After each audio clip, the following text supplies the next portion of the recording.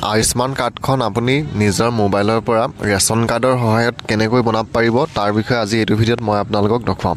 তো বন্ধু বান্ধৱীসকল স্বাগতম জনাইছোঁ আপোনালোক সকলোকে SK জ্ঞান আছামৰ নতুন এটা ভিডিঅ'লৈ। আয়ুষ্মান কাৰ্ডখন আপুনি নিজৰ মোবাইলৰ পৰা বনাবলৈ হ'লে প্ৰথম আপুনি নিজৰ মোবাইলতে ব্ৰাউজাৰ এটা খুলি লওক আৰু ব্ৰাউজাৰটো খুলি তাত চাৰ্চ কৰক beneficiary.nha.gov। তো যেতিয়া আপুনি তেনেদৰে নিজৰ মোবাইলত ব্ৰাউজাৰ এটা খুলি চাৰ্চ কৰিব আপোনালোকৰ সন্মুখত এনেদৰে আহি যাব। তো ইয়াত প্ৰথম যোনটো আপোনালোকে নেশ্যনেল হেল্থ অথৰিটি বুলি যোনটো আপোনালোকে ৱেবছাইট দেখিছে তাত আপোনালোকে ক্লিক কৰিব আৰু ইয়াত ক্লিক কৰাৰ লগে লগে পিছৰ পেজটো আপোনালোকৰ সন্মুখত এনেদৰে অ'পেন হৈ যাব। তো ইয়াত আপোনালোকে প্ৰথম ইয়াত দুটা অপশ্যন পাব আপোনালোকে লগ ইন কৰিবলৈ, এটা আছে বেনিফিচিয়াৰী, এটা অপাৰেটৰ। তো আপোনালোকে কি কৰিব, যোনটো বেনিফিচিয়াৰী অপশ্যন আছে আপোনালোকে বেনিফিচিয়াৰীত ক্লিক কৰিব আৰু বেনিফিচিয়াৰীত ক্লিক কৰাৰ লগে লগে প্ৰথম আপোনালোকে যোনটো কেপচাৰ দেখিছে কেপচাৰটো ইয়াত দিব।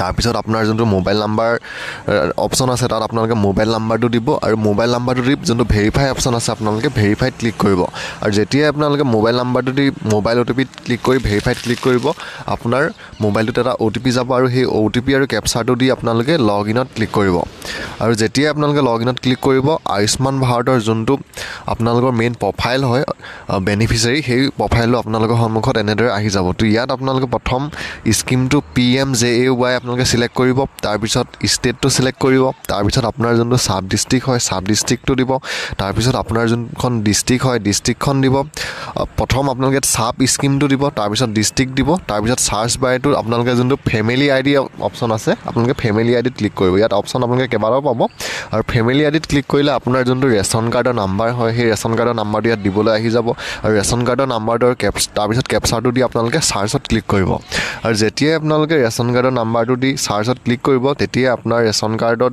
কেইজন মানুহে চাউল পায় আৰু কাৰ নাম আছে আৰু কাৰ আপোনালোকৰ আয়ুষ্মান কাৰ্ডখন ওলাব সেই গোটেই ডিটেইলছখিনি আপোনালোকৰ সন্মুখত এনেদৰে আহি যাব। তো ইয়াত আপোনালোকে কি কৰিব, যোনটো ভেৰিফাইডৰ কাষতে এটা আপোনালোকে কাৰ্ড ষ্টেটাছত এপ্ৰুভ বুলি এটা অপশ্যন পাব, আপোনালোকে এপ্ৰুভত ক্লিক কৰিব আৰু এপ্ৰুভৰ কাষতে এটা অপশ্যন পাব একশ্যন বুলি, একশ্যনৰ কাষতে আপোনালোকৰ ডাউনলোড কৰা এটা লগো আছে আপোনালোকে ডাউনলোডত ক্লিক কৰিব আৰু যেতিয়াই আপোনালোকে ডাউনলোডত ক্লিক কৰিব তেতিয়াই আপোনালোকৰ সন্মুখত এনেদৰে ডাউনলোড কাৰ্ড বুলি এটা এনেদৰে আহি যাব। তো ইয়াত আপোনালোকে আকৌ ডাউনলোড কাৰ্ডত ক্লিক কৰিব, তাৰপিছত ইয়াত আপোনালোকৰ সন্মুখত এনেদৰে আহিব। তো ইয়াত আপোনাৰ যোনটো আধাৰ কাৰ্ডৰ নাম্বাৰ হয় সেই নাম্বাৰটো ইয়াত এনেদৰে আহিব, ইয়াত আপোনালোকে ভেৰিফাইড ক্লিক কৰিব আৰু অথনিক টাইপৰ মোডটোত আপোনালোকে ইয়াত কেইবাটাও অপশ্যন আছে আপোনালোকে আধাৰ OTP কৰিব নহ'লে ফিংগাৰপ্ৰিণ্ট কৰিব। যদি আপোনালোকৰ আধাৰ কাৰ্ডত দিয়া নাম্বাৰটো বন্ধ হৈ গৈছে তেতিয়া আপোনালোকে ফিংগাৰপ্ৰিণ্টত ক্লিক কৰিব। মোৰ যিহেতু আধাৰ কাৰ্ডত দিয়া নাম্বাৰটো চলি আছে মই সেইকাৰণে আধাৰ OTPত ক্লিক কৰিম আৰু আধাৰ OTPত ক্লিক কৰাৰ লগে লগে আপোনাৰ যোনটো আপোনাৰ সন্মুখত এনেদৰে আহিব। তো ইয়াত আপোনালোকে এলাউড ক্লিক কৰিব আৰু এলাউড ক্লিক কৰাৰ পিছত ইয়াত আপোনালোকে প্ৰথম আধাৰ OTPটো দিব, তাৰপিছত আপোনালোকে লগ ইন কৰোঁতে যোনটো আপোনাৰ মোবাইল নাম্বাৰ দিছিলে সেই মোবাইল নাম্বাৰটোতো এটা OTP যাব আৰু সেই OTPটো দি যেতিয়া আপোনালোকে অথনিকেইটাত ক্লিক কৰিব তাৰপিছতে আপোনাৰ যোনখন আয়ুষ্মান কাৰ্ড হয় সেই আয়ুষ্মান কাৰ্ডখন ইয়াত ডাউনলোড কৰাৰ অপশ্যনটো আহি যাব।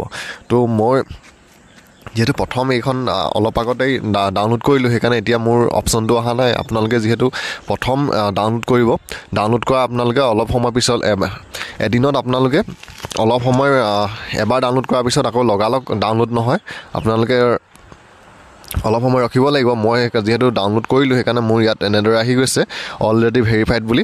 তো আপোনালোকে কি কৰিব, আপোনালোকে যেতিয়া অথনিকেট কৰিব তেতিয়াই আপোনালোকে ডাউনলোড কৰা অপশ্যনটো আহি যাব আৰু ডাউনলোড কৰি আপোনালোকে প্ৰিণ্ট আউটখন উলিয়াই ল'ব পাৰিব আয়ুষ্মান কাৰ্ডটোৰ।